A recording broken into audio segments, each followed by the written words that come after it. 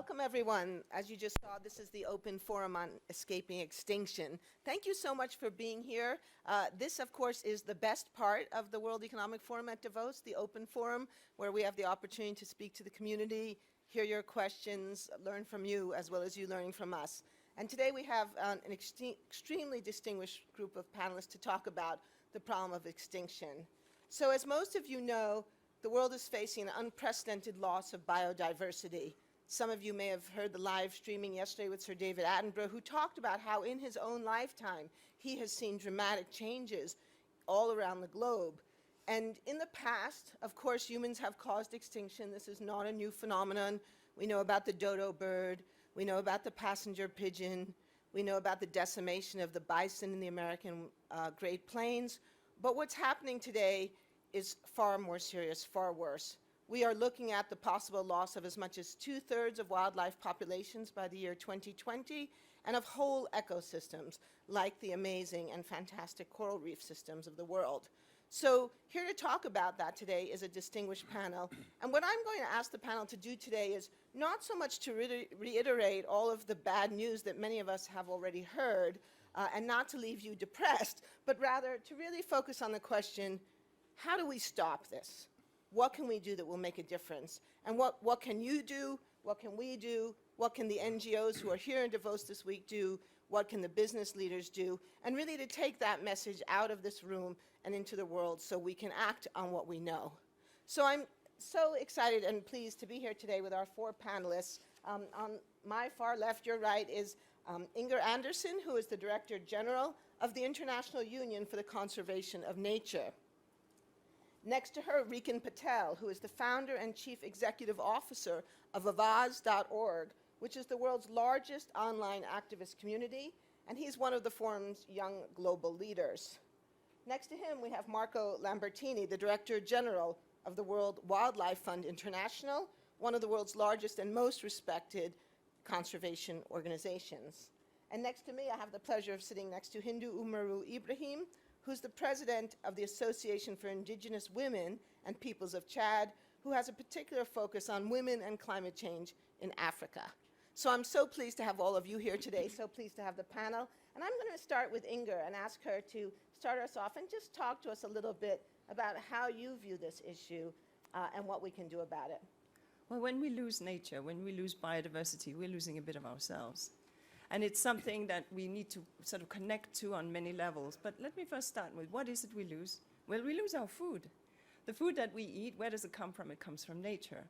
But nature provides these services to us. For example, bees. Bees pollinate our fields. Bees make sure that, and insects. Those of you who are around my age will remember driving in cars, and the windshield wipers will go when you were driving on a day, and when you came to where you were arriving, you had to clean the windshield. Why? Because there were insects on your windshield. Today, and I see the gentleman here nodding, today, this is not the case. Today, where have the insects gone? We've lost 70% of our insects in many areas, in many ecosystems. This is catastrophic. Not only are insects what pollinate, they are also what feed the birds and other animals. So our food comes from nature. Every second, 1 in 3 mouthfuls that we take comes from bees pollination. That's remarkable. So bees have a purpose, but it's also our health. Let's think about nature as both the provider of health. Nature provides our medicines, but nature is also a pathogen. Nature also provides diseases.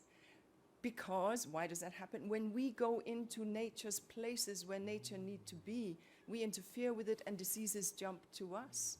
HIV/AIDS is one that everyone knows about, but there are many others. Malaria, when we cut the forest down, malaria goes up by 40%. So there are reasons here to why we need to leave nature intact. Our water, nature and species and its intactness are the water factories of the world. Our jobs that we have as farmers, but also in terms of fisheries, etc., and we see that we are losing the fish in the sea. But nature is more than that, and species are more than that. They are our heart, they are our joy, they are our lives, they are our good memories. And so when we lose nature, when we lose species, we are losing a part of ourselves. Nature also provides for peace. Intact ecosystems are more likely to have social harmony. But when all of a sudden ecosystems fall apart, species are gone, we haven't taken care of nature, what happens?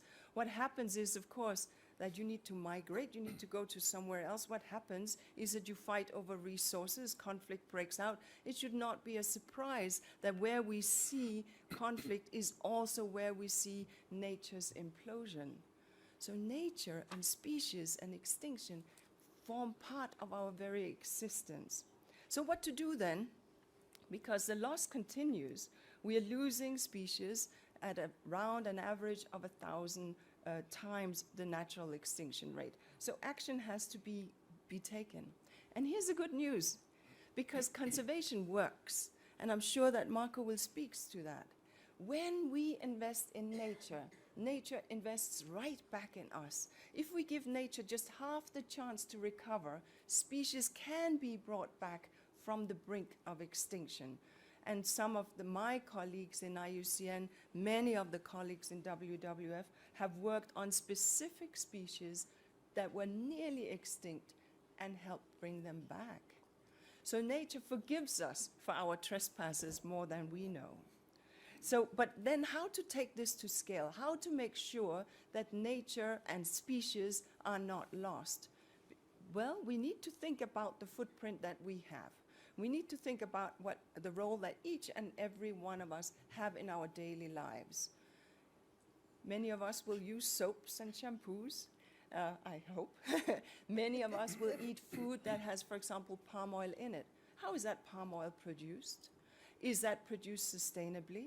Do we even know? We as consumers, we vote with our Swiss franc bills or our dollar bills. We decide in a way whether we buy from here or there. We can demand more information on the products that we buy. And some of us have worked hard on this. Many of the IUCN members indeed have worked just on that. But we also need to help those in government, those who manage large nature-related companies, to be better at figuring out how they are doing. And right now, we have a convention called the Biological Diversity Convention that seeks to protect nature. That convention has in it some targets. Those targets are difficult to understand. I think everyone, when we talk about climate change, understands we cannot afford to have heating be more, global warming be more than 1.5 degrees. People understand that. But it's difficult to measure how we're doing on nature. And so the challenge that we throw to ourselves, to our negotiators, to ourselves in IUCN and to the global community is to demand that we get some tighter, closer, better monitorable and measurable targets within the Biodiversity Convention. These targets will be up for renegotiation in 2020. That will help if we get science-based targets. So if I run a business, even a palm oil business, how do I measure that I'm nature positive? What is the footprint that I have? How can I prove and how can I be held to account for the footprint that I put on nature? So governments have more to do there. Governments also have a role to play in regulations. How do we regulate what is allowed and what is not allowed? Are there incentives that governments could put? The interesting thing is, for example, if we look at the organic produce that we find in stores, what happened to the organic market? It has ballooned, quadrupled in the last 4 years. Why? There's a good brand and so on. This has less of a footprint in terms of pesticides, insecticides, etc. What is it that we can do to learn from that, to do nature positive things on the products that we buy beyond organic? That we know that these have not harmed animals or nature in the process of their production. We as consumers, we have a role to play. Governments also have a role to play. Today, many governments subsidize what we call conventional agriculture. Maybe we should be subsidizing a different agriculture. We at IUCN, we work on something called the IUCN Red List. We refer to it as the barometer of life. It tells us how are we doing in terms of species extinction. And my friends, the news is not very good. We have assessed 97,000 species in situ. You can find it on the web. You will be able to see and play around with it, and you can see the causes of extinction. By far, on terrestrial, on land, by far the biggest cause is agriculture and land use changes. That's why I'm talking about food. That's why I'm talking about how we interact with nature. That's where we are losing biodiversity. We're losing biodiversity when we fragment, when we interfere, when we destroy intact ecosystems. But we as people, of course, need to live on this good earth. And so, but we need to live on it with harmony, in harmony with nature. And it is entirely possible. And I think that that's the challenge that we have to throw to the business community, to be more responsible about the products that they produce, to the governmental community, to hold to account and to regulate more, and to us as consumers, to ensure that we ask the right question and demand the right answers for the products that we use, so that our impact on nature can be one that will be sure that when you think back of a happy time that you had with your grandchild or with your children, or if you think back of the time as a child when you were the happiest, just think, I know that it was a time in nature. It was a time when you were at the beach. It was a time when you were at the mountain. It was a time when the sun rose and there was a beautiful animal standing in front of you. That's speaking to nature too. And we have a responsibility to protect it, and that's what we're trying to do here. So thank you very much. Thank you. We'll hold the applause for the end, and then we'll have a wild standing ovation. Rickon. Okay. Thank you, Inga. That was wonderful. I just want to start out, because I wanted to move to solutions too, Naomi, but I want to check. How many of us feel like we've got a really good handle on the biodiversity crisis? Hands up if you feel that way. Okay. One person in the room, thank you. Please come up here and give this to Yeah, you're from WWF. Okay. I'm glad that the WWF staff member has a handle on it. Okay. So I think it might be wise to start a little bit at what's going on. And I am still learning. Marco just told me a story this morning about the earth tilting that I was like, whoa. You might want to tell that one. What's going on? There is this beautiful journey on our planet of life. You know, life arose, which is bacteria for like 1 billion years, and then it got more and more sophisticated and more flourishing over hundreds of millions of years, and now we're in this amazing flourishing of all kinds of complex life forms, and it's an amazing planet we live on right now. But when you look back across the last 500 million years, you see these huge spikes where over 75% of all species, all animals died in a very quick period. And over 500 million years, that's only happened 5 times. And what our scientists are telling us is that right now, the curve of death of species is going up like this. It's looking like we're in the middle of the 6th extinction. And these are, the last times it happened, it was because like the Earth froze over as an ice ball, you know? It's that kind of level of catastrophe.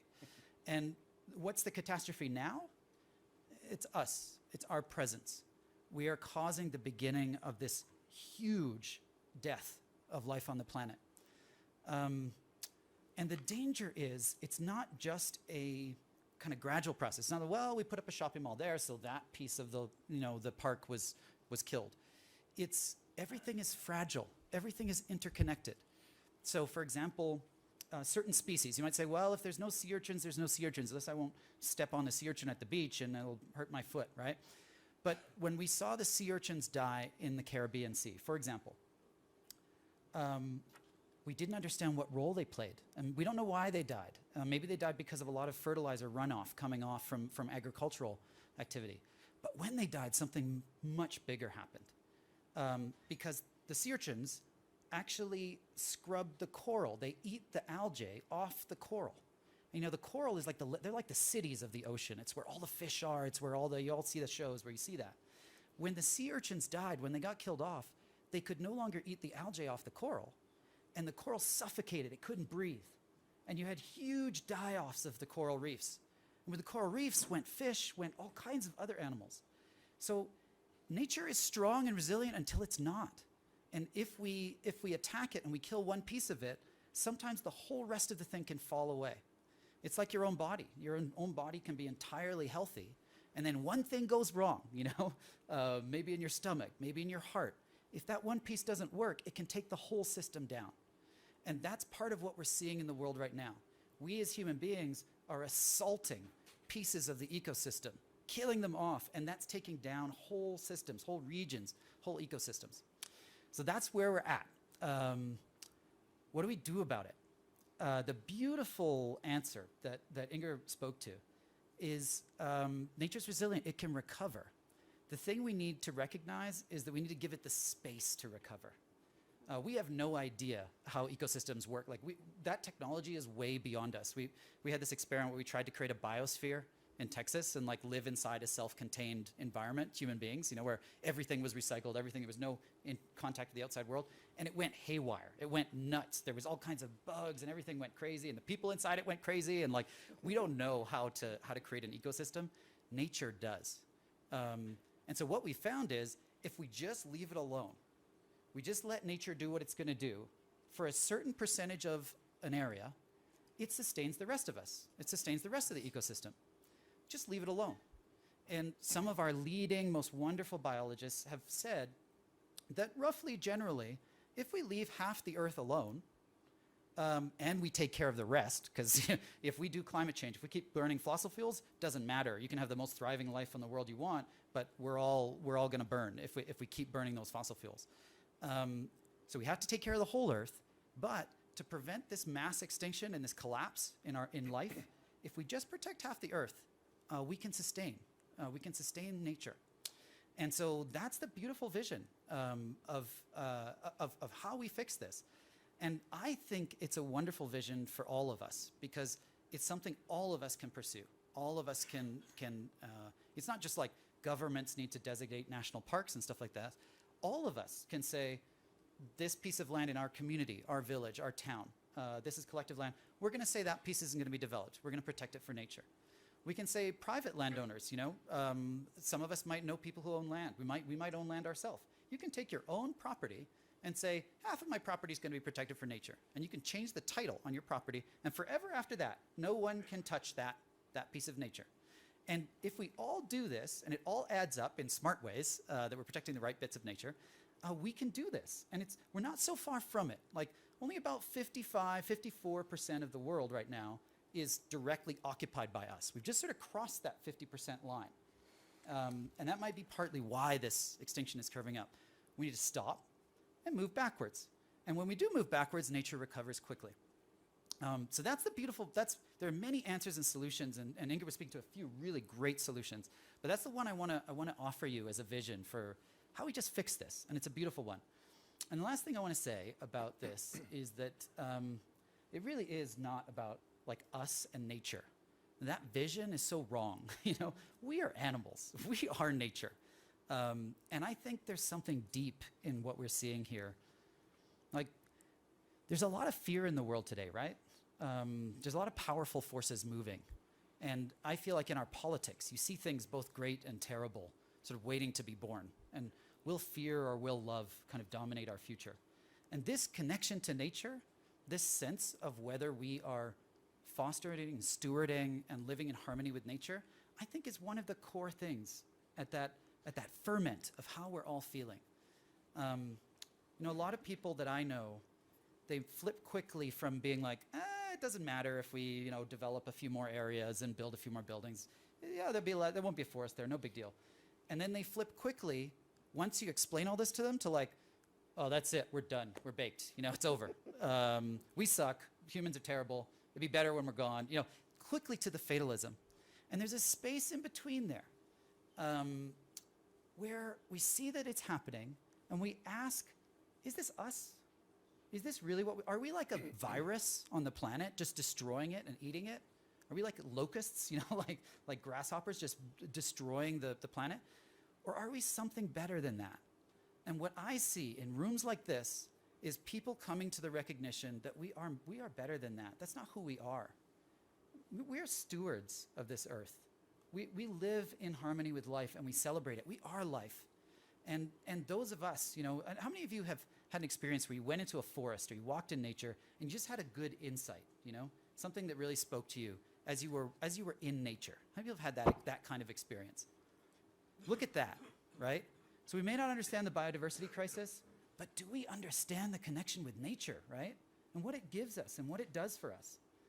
That's what this is about. It's about us, about our own journey on this planet and who we are. And I think that this opportunity to stand up for life and save all life, we're also going to save ourselves. We're also going to emerge stronger and wiser from it. Thank you. Thanks so much. That was great. It reminds me of, you know, scientists often talk about ecosystem services and all the utilitarian reasons why we should preserve nature. But when the U.S. Forest Service did a survey of Americans and asked, why do you go to the forests? The number one answer people had was because I love it, because I love camping out, because I love walking in the woods. And yet, you know, scientists never use the word love because that's not a scientific concept. But in a way, it needs to be, right? It is, yeah. Marco. Thank you, thank you. Well, listen, I think everybody has an interesting journey in his life that brings us close to nature. And I guess many of you have gone through different paths to be interested in nature and wildlife. I was born crazy about nature and wildlife. When I was 4 years old, my mother told me she opened the closet to my bedroom, and inside there were rocks and dead insects and all that kind of stuff. She was a bit worried at the beginning, but then she ended up actually supporting this passion that I had inside myself. I don't know how many of you were born fascinated by nature and wildlife. I think the majority of people actually are, because this is the way we survived for the majority of our life history as humans. We were born into nature. We were fascinated by nature. We needed to understand nature to survive for so much of our human history, since a million years ago to today. Only recently, we became detached from nature. We insulated ourselves in cities, most of us, not you in Davos, you have nature just your neighborhood, but the majority of the population is really beginning to create a barrier between us and nature, because nature in the past was not very comfortable, was tough. Living in nature in the way we were living in our early days is really tough. Anyway, I was crazy about wildlife since I was a kid, and when I was 12 years old, I can see so many young kids. How many of you is 12 years old or 13? Here we go. So when I was your age, I joined WWF in John Moore, yes. I joined WWF in my own town as a member, and I started raising funds for a project which was saving the last 20 wolves left in my country. 20 wolves left in my country. And then, you know, my journey continued, and I ended up in WWF today as a professional. But that passion stayed with me until today. And you know what? I joined WWF in this job 4 years ago. And that, the month of April, I was in my country. I have a house there. And you know what? In the evening, a wolf showed up in my house. I'm not joking.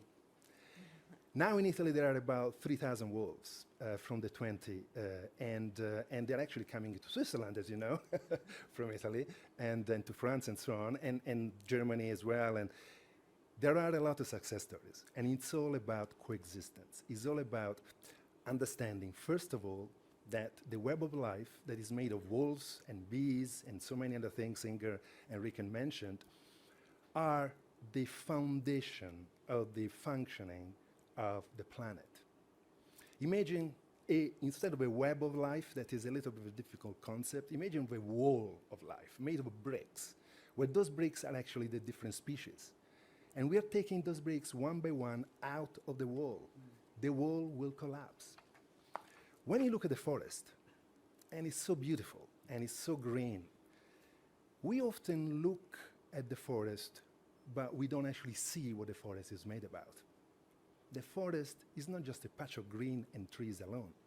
It's a combination of thousands of different species and millions of individuals of those species interacting with each other every single second, and every second is different, to make the forest alive and working and functioning. The balance that Ricken was mentioning is fundamental. And life today is so complex, has evolved over so many hundreds of millions of years, that we reach a point where that complexity supports life itself. If we banalize, if we simplify nature too much, if we take away species, we destroy species, that complexity will not be able to persist. And everything will collapse. And when we say we collapse, we should be sad about it, emotionally, because I am emotional about nature. Most of us are, I think, in this room. But it's not enough. We should just be sad about the loss of nature. We should also be very, very worried. Because as somebody said earlier, all of the previous speakers, nature is providing for us, to us, every day for free, fundamental services that unfortunately has been there all the time and we continue to take for granted. The air we breathe, the water we drink, the water we use for agriculture, the water we use for our industries, pollination of our crops, stable climate, all that kind of stuff, we take it for granted, and we shouldn't, because it's not for granted. These things can change, and if they change in a way nature change. They change gradually, the degradation and the decline, and then they reach a threshold, the point in time, where the system really go down a rapid degradation. And they can even enter a state that is difficult to revert in the short time. The loss of nature is something that we should fight against for the moral responsibility that we have to share the planet with so many other species that have accompanied us on this journey since the beginning, and we have the moral responsibility to care for, but also in our own interest, because without nature, we are going to be deprived of many services that we need to survive, we need for our health, we need for our well-being, we need for our economy, and because, as I said, nature gave us also so many emotions, inspiration, and happiness. So that's what we are fighting for. And I think this is a narrative that needs to be combined. The moral responsibility on one hand, but also the self-interest in protecting nature, which is fundamental to the survival of ourselves. Thank you. Can do. Thank you very much, and good morning, everybody. I think you hear a lot from the previous colleagues, looks like left nothing to say, but yeah. Let me tell you, I'm coming from the indigenous communities who are about 400 millions around the world, but protecting more than 80% of the world biodiversity. Because we are living in the mountain, ice, forests, all the landscape, all the different ecosystems that indigenous peoples are living there. So let me give you the direct example of myself. I'm coming from Chad. I'm coming from Mbororo pastoralists, who are the community living as nomadic life with the cattle. So we are moving continuously from one place to another one to find water and pasture for our cattle. So that's our relationship with the environment. So that means we depend from the environment, from what our food, our medicine, our supermarket, everything coming from the environment, because there is no school, no hospital from our communities. But also the environment is dependent from us, because we have the duty to protect it. So for us, the loss of the biodiversity, and coming from Chad, I actually left it myself. So since I was very young, I know exactly how many species of the birds, of the insect, of the herb that disappear forever, because I used to play with it. We used to catch some bird and play with them. We used to use all the different pasture for our cattle. And then actually now, when you go to the same place, you do not find the same biodiversity. You found the new herb that we are calling it bad herb. Why is bad herb? Because the cattle cannot eat them. And then it's not useful for the agriculture. So the ecosystem is changing a lot. And that not only impacting the worldwide who is escaping, like you have a lot of lions. Now we have to protect all the elephants. We have to protect rhinos. Why we have to protect them? Who extinct them? Because we extinct them. When we extinct, as all the colleagues say, one of the species of the biodiversity is going to be a channel, extinct everything of them. So then now we have to protect them. So to protect them, I think they protect themselves because we destroy them. So how we destroy them from our side is coming from the industrialization revolutions from the world. So because we didn't create anything. But from all the weather changing, we have the climate change coming. So in my regions and in my country, we have like the 3 seasons. Rain season, dry season, and cold season. Of course, our cold season is not like here. It's not -20, but it's like 25 degrees, but we're really feeling cold. So I'm freezing here for sure. So actually now, for the last 3 or 4 years, the cold season disappeared because the cold season become like 35 degrees. I know that 35 degrees for you is like the hot summer, so this is become like the cold season for us. And the impact, the consequence of it is loss of a lot of biodiversity with it. Because during each season, there is different species of insect or of biodiversity, of reproduction of all the species. And then if this season is missed, so it's meaning that it's missing a lot of things in our biodiversity. So that's why they're saying we lost 60% of the biodiversity around the world. So for us, this impact become in our life directly because we are losing a lot of water. I know that in summer here in Switzerland, like there was lack of water, helicopter getting the fresh water to the peoples. So imagine from our case, where there is no car or there is no motorbike to go, how the people going to get the water to the Ada or to the cattle to drink. So that's the importance of why we need to protect the biodiversity. So for us, protecting the biodiversity is not like having the beautiful animals that we can go to the safari and then see them, or then we can have like a forest we can go and walk around. Protecting biodiversity for me is protecting our life, protecting our livelihood, protecting our species and our sustainability at all. So how we do that? Coming from the community, we do that in our daily life because we depend on it. If we lose it, we are going to lose our life. So being the nomadic, moving from one place to another one, that means when we stay 2 days here, we live 3 days to another place. We live 4 days to another one. So this is the entire life we are doing the circle. So it's long, you can say, but it's not long for the ecosystem. So that's exactly what also the colleagues said. That's leaving the ecosystem to get regenerated naturally. So we have to give the break to the ecosystem, to do not make the pressure. So this our life pathway. So we give the break to this ecosystem to get regenerated because our cattle shit as a natural fertilizer for this land where we are living on it. And when we go all our movement and we come back, so we found again the food for our cattle and for ourselves and the medicine. So that's the life we are doing. But this life now in threatening. So threatening by the big industry, making like a big agriculture and grabbing the lands. So this is the not life in harmony. So how we can restore this life in harmony? I think firstly is going back to the peoples who are depending from this environment.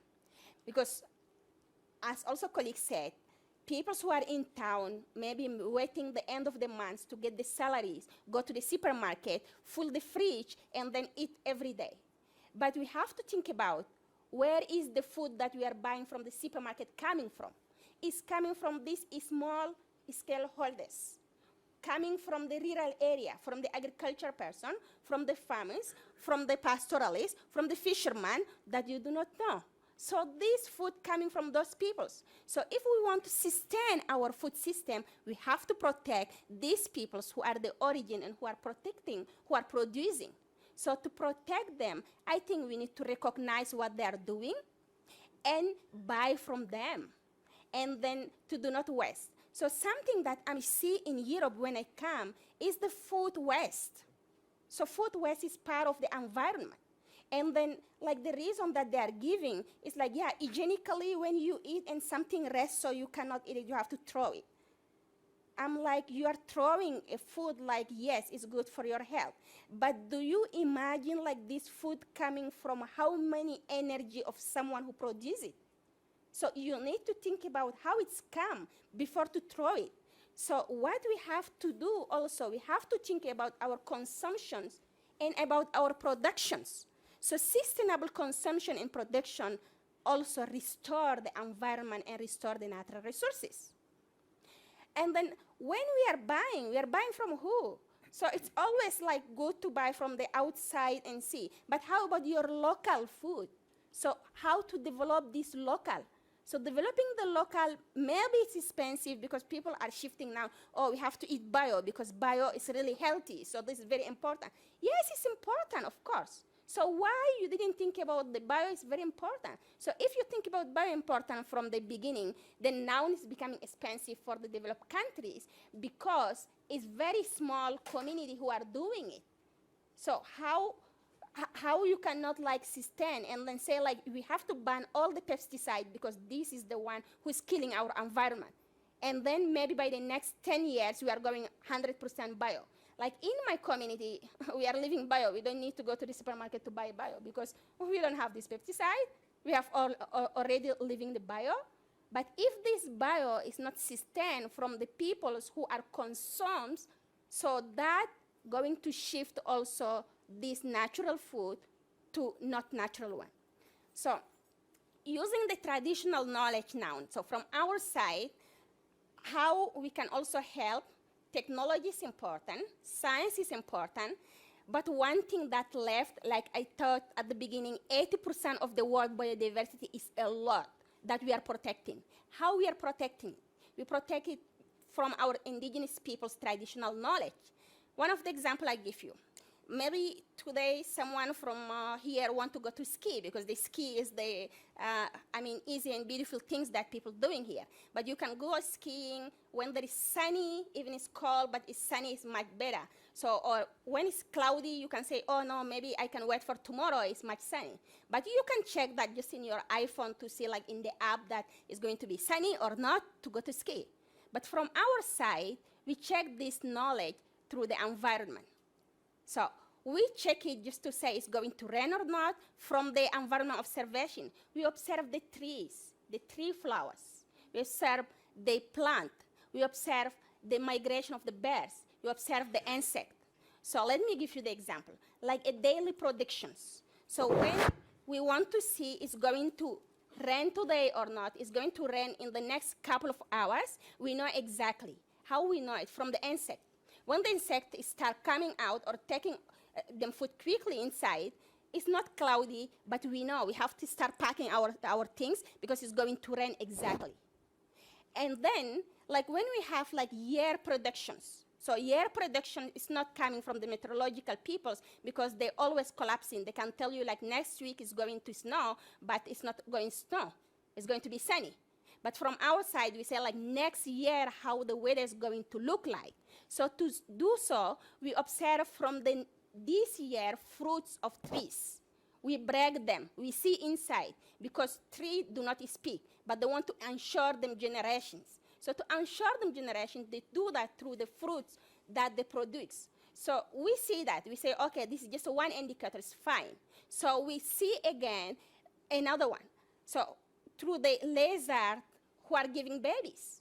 So for us, it's very important, each species of biodiversity. So when they give a lot of baby or they do not give, so we know that exactly how it's going to look the next year. So for us, like observing the environment and protecting each species is giving us the planning, predictions, and also protections of this environment. So that's help us to make our plan for adaptations and for mitigations. So this luckily recognized this year, recognized 4 years ago in the COP21 through the Paris Agreement, the indigenous people's traditional knowledge who can be as the science knowledge to help adaptation and mitigations. But that need to be shared through all the other peoples. I know that you have your own traditional knowledge, probably, maybe when you expect snow is melting or not. So why we cannot promote this one and then learn about it and then learn from this environment what it's giving us. So that's what I have to live with you and live with you for each action count. You can say, I'm young, you can say, I'm older, but what you are doing is matter. Not matter only for yourself, but matter for our peoples, for our communities who are living very far from here, but who are sharing with you the same air, the same water, and who need the food to eat. Thank you.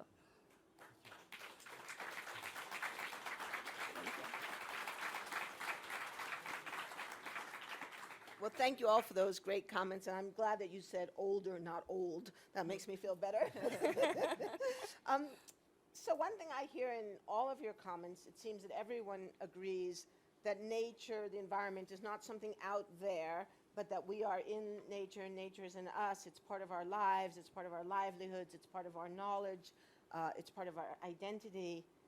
And yet, it seems to me that many people don't actually feel that way about nature. And in my public talks, and I apologize, I realize I forgot to introduce myself. I'm Naomi Oreskes. I'm a professor of the history of science and technology. I do a lot of public speaking about climate change and other environmental issues.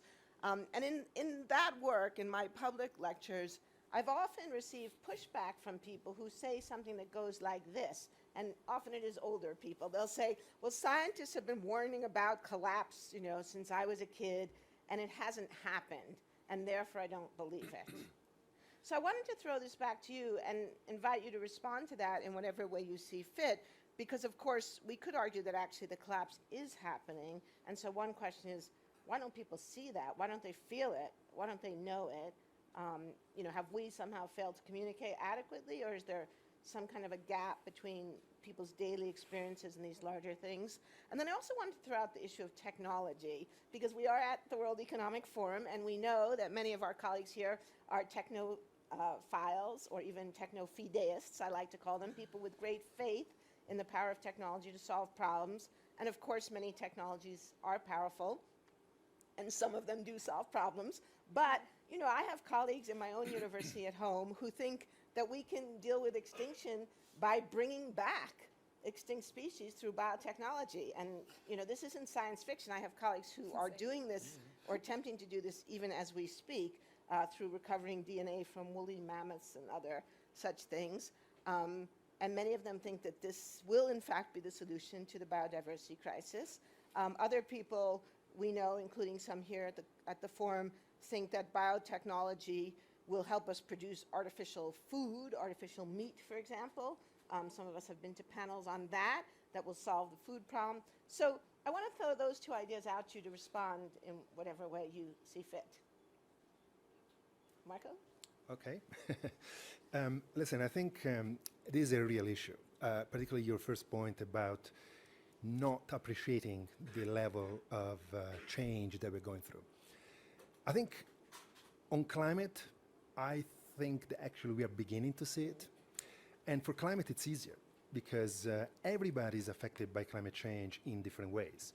You feel it on your skin, really. It's hotter. And we had here in Switzerland, I've been living here for 5 years, we had extremely hot heat waves coming our way. Sometimes it's even too cold for a short period of time. There's not enough snow. People cannot ski here, and they feel it in that way. There's so many different ways we feel climate change. So climate change is now beginning to actually reach a point where people are feeling it, and as a consequence of that, we're responding. We are a species not programmed to long-term planning. We're super bad at planning in the long term. We need to hit the problem, and then we're responding. And this is what's happening with climate change, which is sad, but it's the reality. So with nature is much more complicated because the symptoms of nature degradation, deforestation, overfishing, are much more subtle and much more difficult to appreciate. But they're beginning to become evident. And for example, you know, I was talking to our WWF office in Australia. Australian people are shocked right now. They are shocked. They are shocked because one of the treasure of their country, even just from an aesthetic and tourism and proud point of view, the Great Barrier Reef, which is this massive barrier of coral reefs on the eastern coast of Australia, is dying.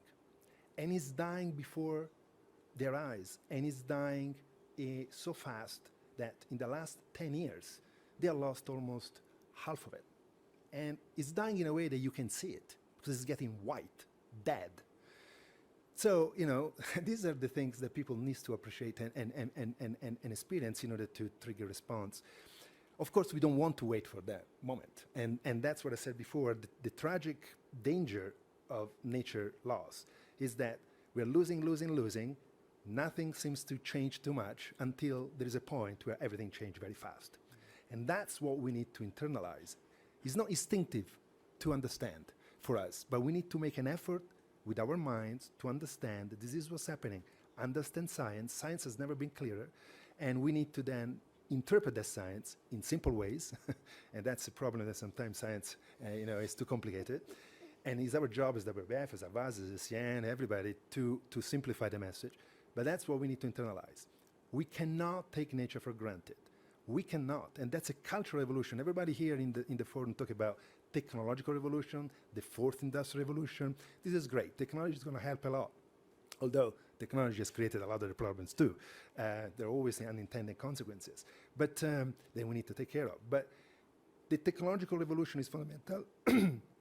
But even more so is a cultural revolution. Valuing nature and understanding what's happening and change our behaviors to prevent the worst from happening. Yeah, I think I want to take both your questions together, because I think in some ways they're the same question, in the sense that, a lot of us are disconnected from this. We don't see it happening. We don't see the sophistication of what's happening. And I think that's part of the cultural revolution we need. The breakfast you ate this morning probably came from all four corners of the world. Like the utensils you used, the food you used, the appliances you used. We are so interconnected now as a planet that something that happens anywhere can affect everywhere. Everything goes viral now, whether it's a financial crisis that happens in one place and spreads, or whether it's a virus that takes hold, or whether it's an idea, good or bad, it fires around the world so quickly. And the technology piece, that technology will either help us to grow our wisdom or diminish that wisdom. So the technology that I see being most important to the crisis of life on Earth is the technology of our connection. How do we connect to each other? How do we share ideas? How do we understand each other? And we've been seeing a growing way in which the way in which we are actually connected to each other, our consciousness, whether it's through TV or through radio or through the internet, it's been growing as well. And we've felt like more and more like we're human beings.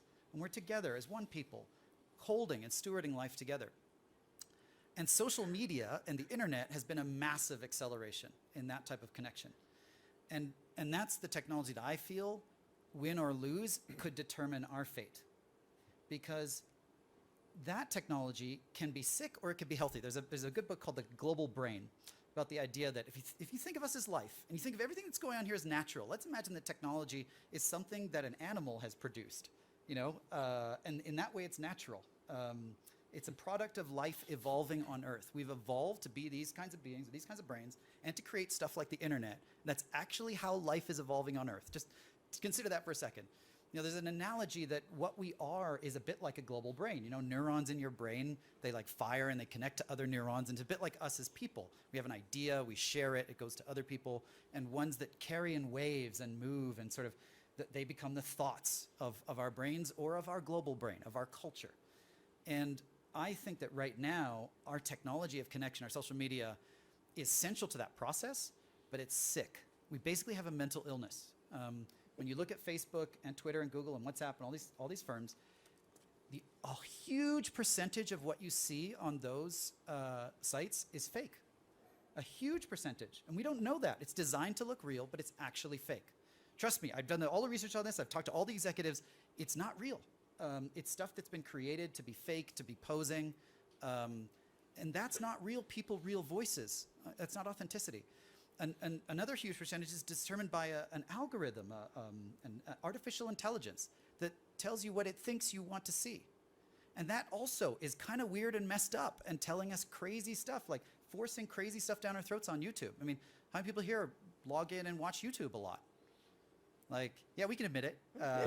Yeah, like Everyone under 30. the AI, the artificial intelligence on YouTube, has gotten so smart that over the past 18 months, we're now 2 billion of us watching a half hour to an hour of YouTube a day. But if you click on anything around, anything we've been talking about, any current events thing, and then you see what YouTube recommends to you. 70% of what we watch on YouTube is something they say to us, hey, watch this next.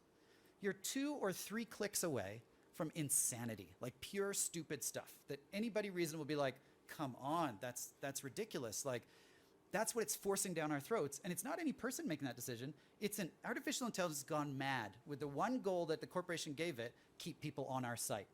Keep people on our site, right? So there's this natural process. We've evolved the internet. It's beautiful, could connect us like never before to face our challenges together, but it's got a mental illness. And we've got to fix these firms. So I really feel like one of the #1 things we can do to save life on Earth is to fix Facebook and Google and Twitter and WhatsApp and all these things. And that's the technology that we need. Yeah. Bravo. Agree. Oh, sorry. Yeah. I'm going to quote you on No, that. I'll leave you. Oh, sorry, go ahead. Elders first. Oh, Respect. You're not so. I'm going to quote you on that henceforth because I hadn't thought of it like this, but it's very interesting. Look, on this sort of sense in some communities that, well, this is not something that's really going to have meaning. I think we have understood, and Marco referred to that climate is real because it came to our door. It came to our door in huge floods. It came to our door in droughts. It came to our door in terms of no snow or very boiling summers. In Australia just now, a month ago, this absurd heat wave where fish were dying in the rivers, where about, what was it? They gave me the number to tell you. It's a vast amount of flying foxes. 1/3 of the species died. They fell out of the tree. These flying bats, spectacled foxes they're called, fell out of the trees and died because of heat. Now this is unheard of. So the 6th mass extinction is augmented and accelerated by climate change and by what we're doing. So we are understanding climate change. We haven't quite yet understood that these species that we are losing are the very fundament upon which we're standing. But think of it like a plane. You're flying along in this plane. And you say, seat 47H, out the window it goes. Because what does that do? I have 47G, so I don't need 47H. Out it goes. Oh, well, and one by one you throw out these things out of the plane, but at some point the plane no longer can function. That's a planet. And as Marco said so beautifully, this web of life, and as Hindu said, this web of life upon which everything else that we know is based, we become divorced from it. But we're beginning to understand this. But we just don't understand that the cause of some of the ailments that we have in our world is actually ecosystem degradation. 2015, 2016, this part of the world saw a huge flow of migrants, immigrants, and destitute refugees from severe civil war. And this had implications for conversations in Europe, but I can tell you for those who were fleeing, it had implications too. Now, why were they moving? The TVs would tell you that they were moving because of conflict. That is true. But they were moving for other reasons too. Because if you go 10 years before that happened, before these wars broke out in Assad's Syria, you had 10 years of sustained drought. You had 2 million people internally displaced in Syria. You had ecosystem collapsing and farms not producing in Syria, except we didn't know about this.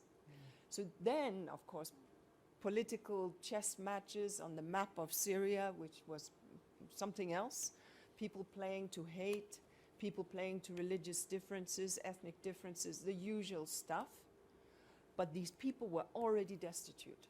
These people were already well. So we need to understand that when ecosystems collapse because we fail to take care of them, either because of climate change or because of other elements that we have done to this good earth, things happen. And wars and conflicts is one of them. Then we need to, I mentioned diseases, but I really want to, 60% of the medicines that you get are derived from plants. Hindus, people, and many indigenous people will take the plants directly and use this for their health. But many of the things that we buy in the pharmacy are derived from the natural system, and chemically reproduced based on the DNA of the system. So nature is our pharmacy, but nature is also where we get our diseases. And it is important to understand that when we have some of these global epidemics, like the bird flu, what was that all about? Well, this was about us stepping in and having our captivated birds, chickens, intermix and with wild diseases that happen in the wild, and not manage our sanitary aspects appropriately. As even Ebola, some of these terrible diseases that can sweep, when we go right into ecosystems and interfere with them, diseases jump from bats, from monkeys, as we know how HIV/AIDS spread between humans and primates. So we need to understand that our health, our food, our medicines are part of this, and we've failed to communicate that. We're beginning, and I think just like Marco said with climate, we are getting there. And in a way, that's where the technology comes in. That's where technology can become a real conveyor of good information, of making those point of touch that are broken constantly by different interests. But just last point, technology can also be used in so many other ways for good. And in the conservation world, whether we're talking about drones that tell us how migratory species are doing, or how difficult to get to places are being conserved or not, or whether it is about big data that we can mash. We at IUCN, we host a lot of very, very big data that we can mash and begin to show interconnectivity between species health, human health, etc., and growth outcomes. Those kind of things are also important and can deliver answers for the world, that the world needs for continued sustainability, quite frankly. So I think we should not consider technology frightening. We should embrace it, but we should have eyes wide open because of all the misuse of technology that is also happening. Thank you. Yeah, actually, I take it from what Inga said. When ecosystem collapse, lives collapse. And then exactly when she talked about the migration, I feel like, oh, she's talking about me. Because I'm coming from the Lake Chad regions. So for those who do not know, especially the younger generation, so Lake Chad is the bigger lake in Chad, and then it's transboundary. So like 50 years ago, it was 25,000 kilometers square of water, fresh water. And then actually now, it's 1,500 or maybe 2,000 kilometers square of water. So 90% of the water just evaporated in less than half of one generation, 40, 50 years, just evaporated. And then imagine more than 30 millions, now maybe 40 millions of people living around this place. So what are you calling that? This is the environmental degradation. This is the climate change impact. So this is the reality. It's not a fiction, because we do not use the water to do the industrialized agriculture or something else. Nothing, just for the heat wave. And then we have the study in my organization, like in 1901 to now, we have the about 1.5 degree of the temperature rise. So in the summer in Chad, we have more than 50 degree, 50 I'm saying, 50 degree in the sun. So how do you imagine you can live on this kind of place? So we cannot say that. We cannot ignore. I mean, there is no discourse for someone like me to say that we are ignoring climate change or environment degradations. Then if we ignore it, we know that what's happening in London, in France, with all the flooding. What's happening with the fire? Fire in Sweden, who's the ice country, never happened. Fire in Canada, fire everywhere. So why there is all those temperature raising? Why there is all those flooding every places? So for us, it's a reality. So there is no need to deny or to say yes or no. This political talk, never mind. They just want to have the vote. But who are the majority? The peoples. So the peoples who are the majority now is starting to say, no, we do not believe on you. Life have to change.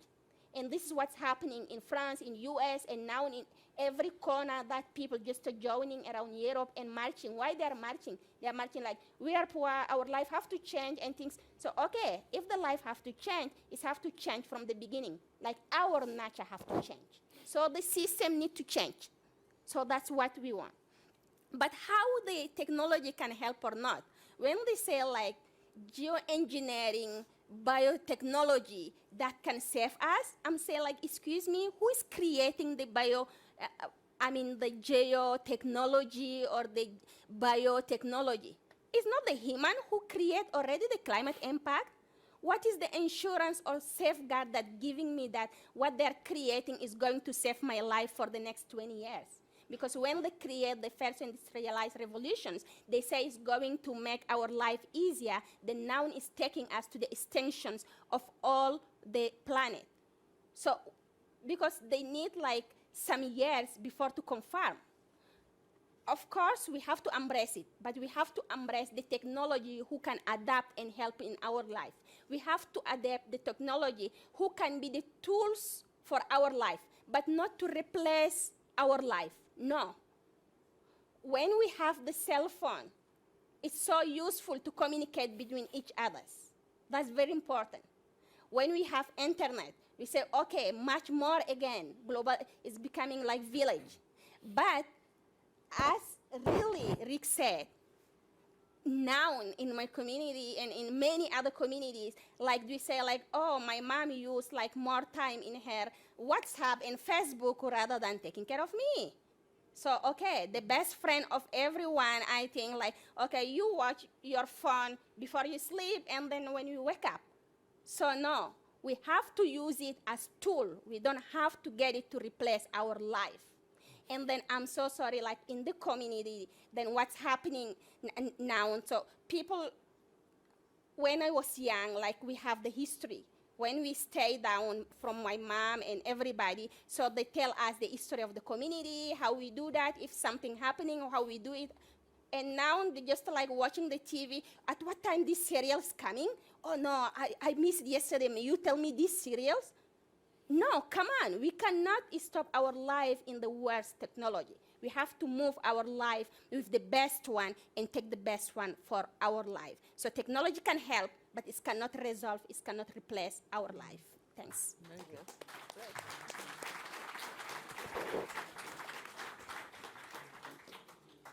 Well, thank you all for those very profound comments, really. I want to turn now to the audience, to you, and give you an opportunity to ask some questions. And I'd particularly like to offer the opportunity to a student, to one of the young people who are here today, and to encourage you to be bold and take inspiration. Yes, please, go ahead. Why don't you stand up? Can you stand up so we can hear you? Oh, here we go. We have a microphone for you also. My question was, how can younger people that I'd say abuse technology and are so connected to technology that when we get more and more disconnected to nature, how can we find and build a connection again using technology, and also how can we get out into nature more and get younger people, especially from cities, to get out into nature more and find the natural human instinctive connection towards all living beings and understanding biodiversity and the connection between every living thing. I'm going to ask the panelists just for one person to respond to each question so we can take as many questions as possible. So maybe, Rickon, do you want to respond to that one? Sure, yeah. Since you have a giant online community at your disposal. Yeah. Tell them to get offline and get outside. So I think there's a lot of practical answers to that questions, which is that obviously we can use these technologies as a beautiful tool to go find all kinds of ways to do that, and we can do it together as friends, and we can connect to other people who have similar interests who want to do that and come together, and you can post and share that idea and have it spread. But somehow the answer I want to give is deeper than that. And what I want to say is that question, I think, came from a spark of something in you that you sort of said, this should happen, you know? Yeah, you felt it, right? Like you always feel it, right? Maybe it's something about who you are. And when we talked about those experiences we have in nature, where we go for a walk and we get something good that comes back, part of the thing about nature is getting away from that phone. I think what you might be drawn to, getting away from that phone and being in a forest, that beautiful living forest that Marco talked about. Not just trees, but a forest, you know? It's a different thing. It's like a living organism. It connects us more to ourselves, to our truth, to our wisdom. What are we here for? What are we meant to do? And my number one piece of, you know, what I feel called to offer you in this moment is go to a forest, go for a walk. Listen to yourself about what it is you feel called to do. Everybody here, you know? And whether you're a policy wonk or an executive director of something, or you're in grade 5, wherever you are, listen for that, because we are nature, and nature wants to defend itself. Like, you know that, I don't want to ruin the Avatar movie. Has anybody not seen the Avatar movie and doesn't want a spoiler right now? Okay, I'm not going to ruin it then. But there is this narrative of like the idea of nature defending itself. And we think about it as nature as something separate from us, but we are nature. Like, we are the ones who can rise. This is our time. And if we listen to ourselves, I think we're going to get sparks. There's probably dozens, 50, maybe 100 sparks in this room of specific things. And it might be something local. It might be something where you spark a flame. Like, for me, the spark grew into something that now has 50 million people following what we do at Avaz. And that is the promise of this technology that we now have, the world we live in. If you have a spark and it speaks to other people, it can travel fast. And we have so many people right now offering carefully designed, huge rooms of people using fear and anger to design exactly the right thing that's going to appeal to millions of people to get them more fearful and more angry. But we are the antidote to that. That spark you have of this feels right, this is a calling, put that out into the world and pursue it. And we will create 1 million flowers blooming and save this planet in the way we're meant to. Okay, Marco says he has Yeah, I something know, I small can't- he has to say. No, I can't resist to say one thing to you, because, you know, when I was your age, there was no mobile phone, so I just went into nature. But it's not either or. I think you can go to nature with the mobile phone. And actually, we're going to launch soon as WWF an app. It's called iNaturalist. This is going to help using the technology in a good way to discover nature, to ask questions to others, to post pictures, to be part of a community that appreciates nature and share it with others around the world. This is an amazing opportunity that technology is giving us we never had before. So actually, it's not just either or. You don't have to switch off your phone and go to nature. You can go to nature with your phone on and be part of a community that loves nature and engage. Although if you're really lucky, when you get out in the mountains, there'll be no service. But that's getting increasingly rare. But you can take pictures. Okay, do we have another student, young person? How about right here in the front? Thank you very much.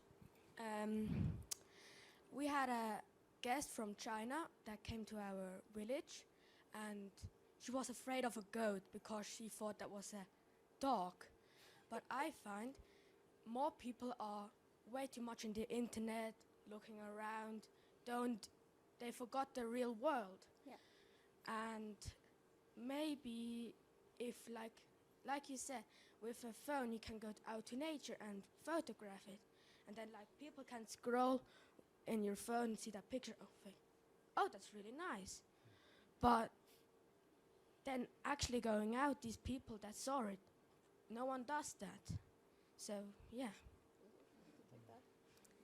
Yeah.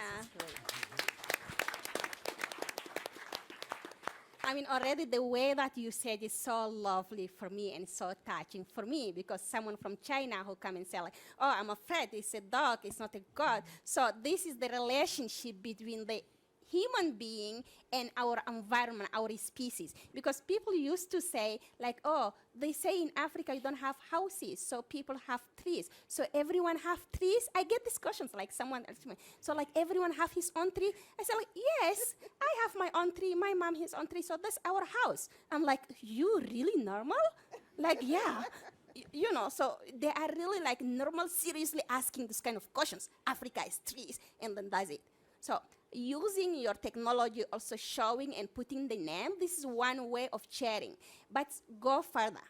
The things I'm saying, like we are using our time a lot in all new technology, and then like in the phone, passing all our time in the phone. So forgetting about talking about the real life. So when people go to the supermarket, they buy the goat meat, it's already like cut in piece, red one, and pack it. At same as chicken, you take someone of 2 years, you ask like, where is the chicken is coming? They can tell you maybe it's coming from the tree. Or you ask the fruit, like, is it lemon or is it peanuts? Where's peanuts coming? So people say, oh, peanuts is a big tree there and giving the peanuts. So then you feel like, well, okay, we need a different kind of educations. So how we can change our daily life system, and that's I'm calling to the parents also for the education to ask the kids from the beginning and saying that like, oh, the chicken is like someone like bears and big and then living with the peoples in the house. Like the peanuts is just coming in the ground, it's a small plant. So this kind of education of the nature and environment can really help a lot. Like from our side, we don't know the worldwide who exists in the Iceland. But how we understand that, we understand also through the TV. We say like, oh, these folks, okay, they're living in the ice, we are coming from the desert. Okay, it's an animal, it looks. So technology can help. But just to come back, how also we can disconnect from our technology. I feel like when I don't have my phone, I feel like it's something missing from myself. Then I'm sure like many of us is right there. But when like I go to the community, there is no service, nothing. I feel myself so peaceful, like nothing it's outside there. It's only like the nature. I have my mind really clear. And then at the end of the day, you figure out you miss 1 day or you miss 3 days of no internet, no phone, nothing. But life continues. Nothing changed. So just to think about that. You do not use it, but nothing will change. So use it, but fix your objective in your life. Say that I will stop at least 1 hour to do not look my phone. Nothing will happen. No one will die, for sure. So then we will catch up later. Yeah, nice, thank you. How about, do we have a young woman in the audience who might have a question? How about in the back over there? Yeah. No, I don't. I'm asking the elders to be patient because we're older, we can be patient. So in the Middle East, there's the Red Sea Canal, which basically joins up a salty body of water with a sweet body of water. And it made huge impact in terms of marine transport, you know, because instead of like circumventing Africa, you can just cut through the canal. But it's also caused some serious ecological and environmental problems where these two ecosystems, like, you know, fish that live in salt water are coming into sweet water and vice versa. And it's really causing a huge mess there. So my question to the panel is, to what extent or how do we decide when to sacrifice economic, environmental, you know, wellness for technological advancements, and if we even should do it in the first place?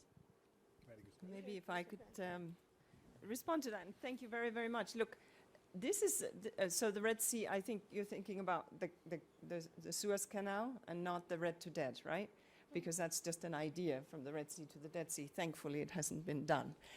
But so of course, it's a long time since the canal was built. But it did and does and bring together two ecosystems that were not connected.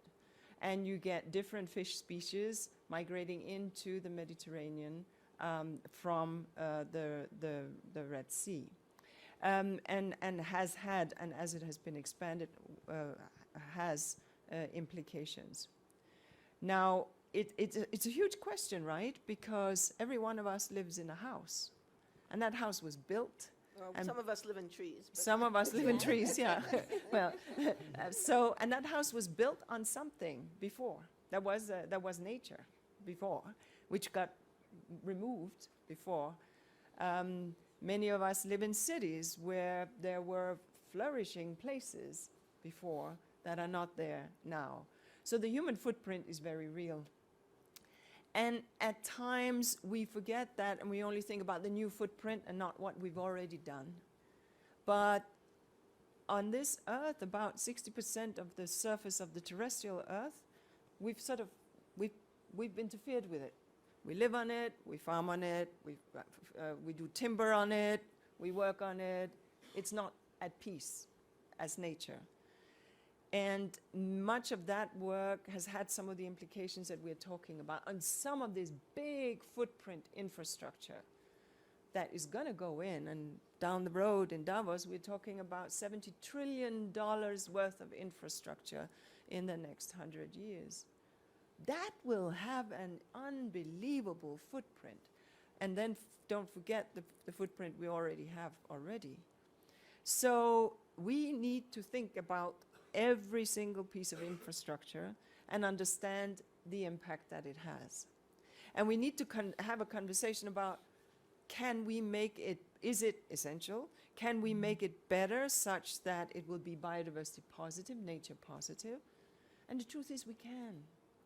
There are interesting studies that show that in cities where you have greenery, because more and more of us will live in cities, in 76, I think it was like 37%.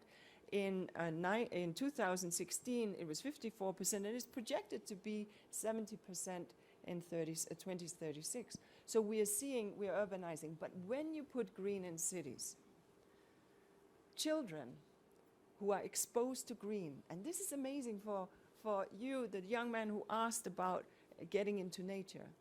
Little kids, if they are exposed to green, the neurons, their brains develop differently. It's shocking, right?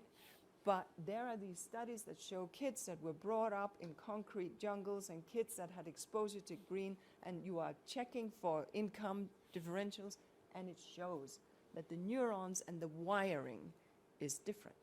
It's faster. And even there was one study I saw where you had a school, one class, and the class stayed in the same school from year 1 to grade 7.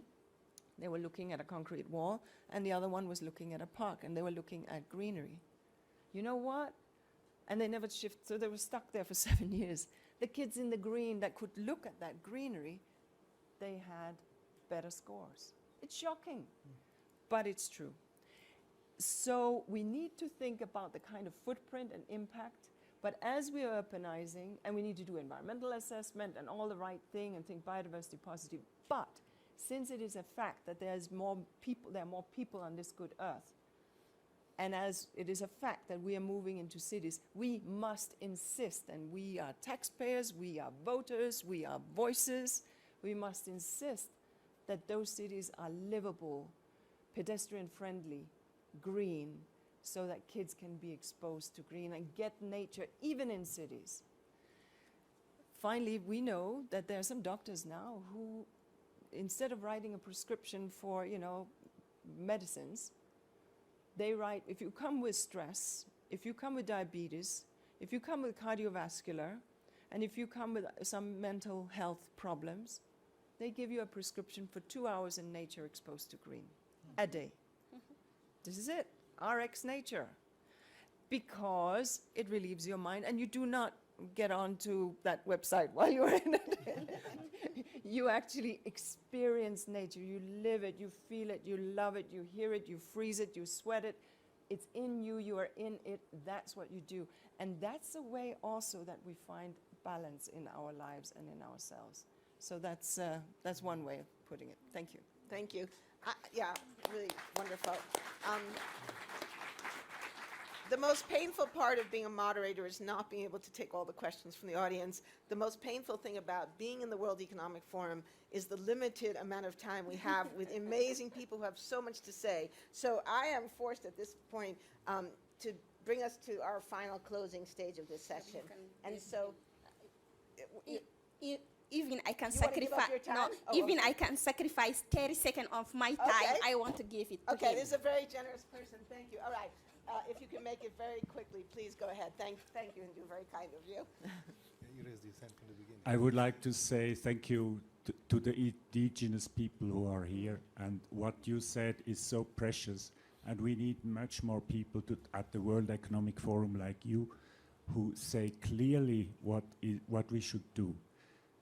Since 1971, the World Economic Forum talks about improving the state of the world. Actually, they are doing exactly the opposite. They want infinite, endless growth of the GDP. But growth of the GDP is destroying nature day by day. Our footprint will be nearly 2 planets soon, very soon. And we talk about that every day we lose around 150 species and plants every day. This is because our religion to growth. Now the question goes to the lady from Chad. One growth is the population growth. All 20 years you have the double of population. What are your suggestions to the community at the WEF and to Mr. Lambertini? What are you doing within the public and within the World Economic Forum to stop the compulsion to growth? There is no problem with growth if there are needs, but if there is a compulsion to growth, this is sick, this is completely nuts. What is your feeling about that, and what are you doing about? Thank you. Hindu, do you want to have a quick response to that? My feeling about that, I'm feeling so sad and so bad, as you said, like things are not moving. But I'm optimistic because I have people like all the colleagues here in the panel who are coming to change the way of how they are deciding. But the question is, are they going to implement it back home? So either they do that normally, either it's going to be by the peoples, because as I said, what's happening in France and in US is going to be a people movement, and then we can shift in by going all together. We are many than them. They have more money, we have more voices. Thank you. That's great. Yeah. All right. So I have about 3 minutes left. So I just want to give each of the panelists the opportunity. We'll make it 1 minute each. If you just want to have one last word about one particular thing you would like people to leave here today remembering, or one particular ask you have of us as members of the forum, or as the audience, as citizens who have voices, what would it be? And do you want to just pick up and complete the thought you had a moment ago? So for the members of the forum, I think what I want from you to continue this kind of debate of the real peoples and talks into this forum to change the way that it's not only economy. There is no economy without peoples. And then there is peoples without economy who can suffer, but how we can combine and give the equity. So for the audience here, what I want from you, and especially all the young people who are in the room, you are the leaders of tomorrow. Because this generation is going to define your entire life for the future. So it's your action. So every action matters. So you need to stand up for now, not to stand up for someone else, for yourself. So go sustainably, environment protection is the way that you are going to save your life. So if the elders make the mess, so give them the way to make it better. Excellent. Yeah, so for me, there are two messages. Of course, one is the most difficult one, but the most important one. Everyone needs to begin to walk the talk. Everyone needs to begin to change our own lives, our own consumption models, the way we relate to our society, and green our behaviors. Reduce energy, push for renewable energy, consume food that does not have a high footprint on the planet. So many ways we could actually, in our own direct life, change things. And every time you do something, think about that something times 8 billion people. If everybody will do that little thing, the change will be massive. So starting from our own lives, we need to change a lot. The second thing, speak up. Speak up your mind. Speak to your friends, speak to your family, to your peers, people in your classroom, your workplace. Spread the word about the need to value nature and to protect nature. We are going to call for the governments of the world in 2020 to develop a new deal for nature and to agree to a new deal for nature that is similar to the new deal for climate that was agreed in Paris, the two sides of the ecological challenge. We're going to push government very hard, and companies, and that's what we're doing in WEF as well, to really green their production system. And of course, we need to push people to green their consumption system as well. For that new deal for nature, we need millions of people, like it happened in Paris for climate, to speak out, maybe go even down in the streets and march and say, we need to fix these problems. Agriculture, fishing, infrastructure, we cannot go on this way. Food production. And so we need people voices, and I hope they will join that movement, because every big change in the world has always started and finished with people asking for it. So we really count on people's support. Yeah, thank you.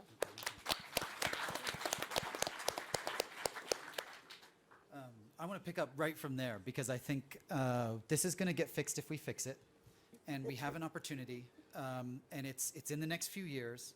It's certainly this generation, but if we can come together as one people and push our politicians and our leaders and our businesses and our civil society organizations and all of us together to embrace the solutions that our scientists are telling us we need to fix this problem, we will fix this problem. And the thing I want to offer you is that in my experience with the Paris Agreement, which I think was a real wonderful step forward on climate change, I felt there were two opponents. One was the established interests and inertia, some of the oil companies who just didn't want to see their business models go away. And the other was a kind of fear and demonization of any opportunity we had to fix the problem.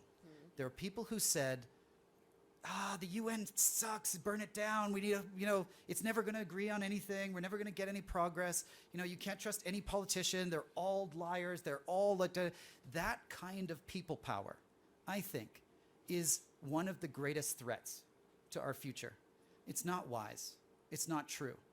And the mental illness we have, and that's seizing our world right now, and that Facebook and Twitter, it's pushing that kind of people power.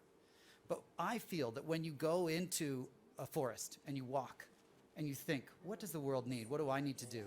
You don't get fear and anger and hatred. You get love. And you get creative instincts. And that's what we need to bring. That's the people power, where we're connecting across all these rooms, Davos in the village and Davos in the summit. We're connecting across these rooms, calling people out on stuff like compulsion to growth, but in a creative, constructive way. That's the people power that will save the world. And I think we are wise enough and good enough now to bring. Thank you. Well, I think my colleagues have said some great points, so I'm not sure I can add much here, but I will say, connect with nature. Connect with nature and open yourself up to it. Marco spoke on his own childhood. I have a story similar. And connect with nature and speak up. Speak up. What we see when we speak up as a giant chorus, we actually change the world. It's remarkable that in just a few years, plastic has come so much to the fore. Everybody is aware of it. Was it that turtle with a straw being pulled out of its nose? Was it that bird with a plastic in its belly?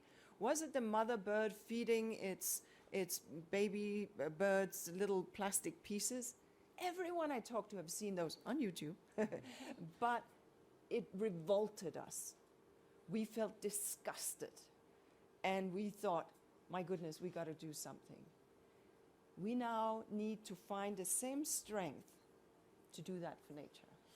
And I believe that this conversation and similar conversations are exactly what is needed to find that voice, to create that movement, to save the planet, for the planet's sake, but also for ours. Thank you.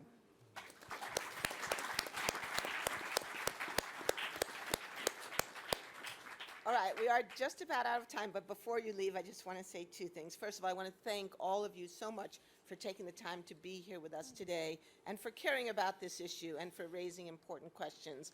I'd like to thank the Forum for all the hard work they do, and especially for making the Open Forum possible, which to my mind is the most important part of this whole event, and for me, the most rewarding part of it. And third of all, I'd like to invite Nishad Shafi to come up with us, join us now, and just spend 1 minute, so take 1 more minute of your time to talk to you about a new forum initiative that we hope you'll all participate in. Thank you. It's an honor to be among these idols of mine. I've been always been captivated and motivated by their speeches and their articles I've been reading all my lifetime. So I'm a global shaper with the World Economic Forum, and we have released Voice for Planet. Like they said, it's people moment.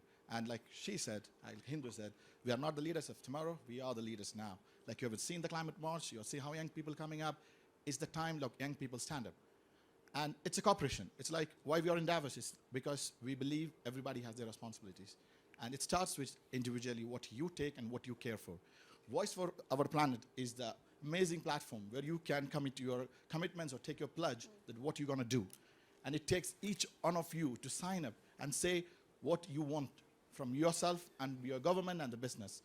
And this will be taken up in World Biodiversity event in China in 2020 to showcase our government leaders and business leaders to a new deal for nature, like how we had a Paris Agreement for climate change, two spears of the same thing, ending up making sure we live in this beautiful planet, how we have to. Like their generation lived, and we have a long to go, and we have to actually give up our next generation. So go to www.voicefortheplanet, sign your petition, take your pledge, what you can do in your daily life, and also how you call for action from your governments and business. Thank you. Voice for the Planet. Yeah. It's voicefortheplanet.org. You can see the website. It's voicefortheplanet.org. Use your mobile phone. That's how you use the technology. But only after you've gone for a good walk. All right, well, once again, I want to thank our wonderful panel for their generosity and their time. Thank all of you for coming, and again, thank the Forum for making this possible. And I hope you all have a great day.